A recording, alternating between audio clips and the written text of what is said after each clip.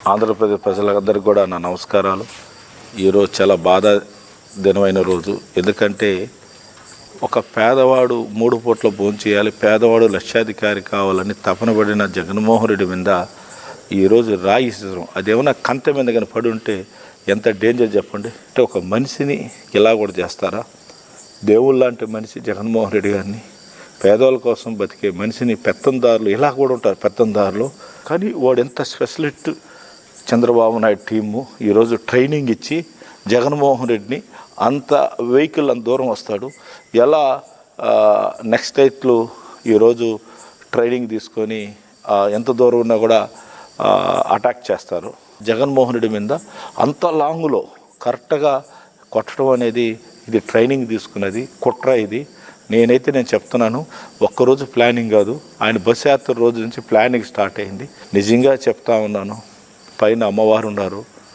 మీరు చేసిన అటువంటి తప్పులు మీ కుటుంబాలు తగులుతాయి. చంద్రబాబు నాయుడు గారు గుర్తుపెట్టుకో, ఇంకా నువ్వు మారవు. నీకు రామారావు నిన్ను పోటు బరవటం, ఎంతోమందిని పట్టున పెట్టుకున్నావు. జగన్మోహన్ రెడ్డి కూడా అలా పట్టున పెట్టుకోవాలంటే మేమందరం కూడా ఉన్నాం. ఈరోజు నువ్వేదో చేసి అలా ప్లాన్ చేసినావు, ఇది పద్ధతి కాదు. ఇస్తూనే ఉన్నాడు జగన్మోహన్, చెప్తానే ఉన్నాడు పెత్తందారులు ఇద్దామని ప్రూవ్ చేశారు.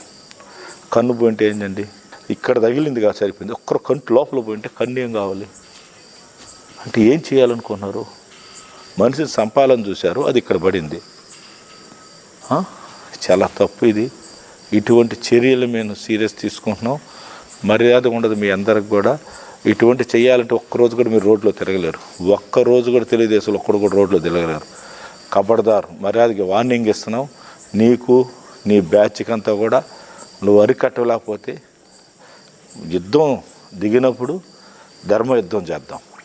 నువ్వు ఓట్లు అడుగు, మేము ఓట్లాడతాం. ఎవరికి ప్రజల సైడ్ ఉంటారో వాళ్ళే గెలిపిస్తారు. ఇదేంది ఇది ముష్టి యుద్ధమా? ఇదేంది ఇది? మనుషులను చంపేసి గెలవాలంటారా? ఈరోజు పథకాలు తీసుకున్న వాళ్ళంతా జగన్మోహన్ రెడ్డి రూపంలో ఉండే మనుషులే. అంత ఈజీ కాదు. జగన్మోహన్ రెడ్డి గారికి ప్రజలందరూ ఆశీర్వాదం ఉన్న రోజులు ఆ భగవంతుడు ప్రజలే కాపాడతారని తెలియజేస్తున్నాను.